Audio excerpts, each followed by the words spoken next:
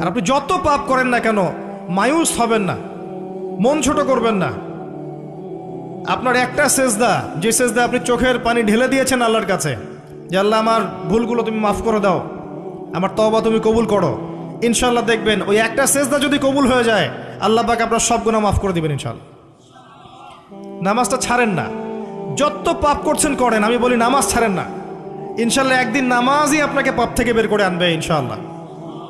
আর শয়তান আপনাকে হতাশ করতে চাইবে, শয়তান আপনাকে হতাশ করতে চাইবে যে তুই তো গার্লফ্রেন্ডের সাথে কথা বললি, রাতের বেলা পর্ন দেখলি, তুই তো ফ্রি মিক্সিংয়ে আছিস, তুই মাদকদ্রব্য খাচ্ছিস, তুই কাজে ফাঁকি মারিস, তুই ট্যাক্স আদায় করিস নাই, দুর্নীতি করছিস, তুই আবার নামাজ পড়বি কেন? শয়তান আপনাকে এগুলো বোঝাবে কিন্তু, যে নামাজ তো আমার শোভা পায় না, আমি তো অনেক পাপী মানুষ।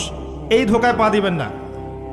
আপনি নামাজ কন্টিনিউ করতে থাকেন, ইনশাল্লাহ আল্লাহ পাক আপনাকে পাপ থেকে বের করে আনবেন ইনশাল্লাহ।